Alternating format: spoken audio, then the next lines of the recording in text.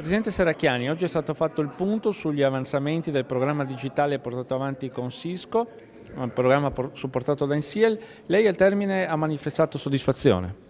Sì, devo dire che in soli pochi mesi abbiamo fatto dei passi in avanti davvero importanti in alcuni settori strategici per la Regione, penso al porto di Trieste, alla salute, e credo che siamo nella direzione giusta. Questa collaborazione pubblico-privato sta funzionando anche perché agisce su altri settori molto delicati, penso all'istruzione e alla scuola, dove oggettivamente l'impegno che ci mette la Regione anche per formare capitale umano assolutamente capace e fondamentale anche per la crescita e l'innovazione avviene grazie a questa collaborazione.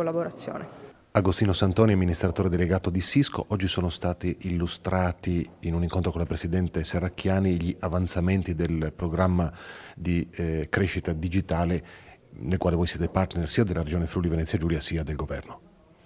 Come ogni mese abbiamo questo incontro di stato avanzamento dei lavori. Noi siamo particolarmente orgogliosi della collaborazione con questa bellissima regione, con tutto il team e con Insiel, e ci piace anche il rigore nel verificare lo stato di avanzamento dei progetti. È interessante capire come chi porta la tecnologia come Cisco e chi sta facendo, diciamo, la gestione di una regione così importante, come ci siano sempre delle opportunità di collaborazione, quindi siamo particolarmente contenti e orgogliosi del percorso che stiamo facendo insieme. I settori di applicazione sono tanti, porto, formazione, sanità, insomma ci sono tanti campi in cui agite.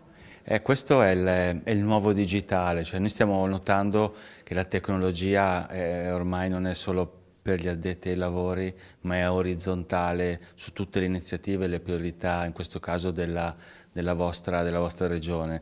E il porto è chiaramente una priorità, noi pensiamo di poter dare un valore, come ad esempio la competenza, ed in particolare il nostro focus, come abbiamo annunciato, sono gli istituti tecnici e le università, e pensiamo che lì possiamo veramente dare un significativo contributo.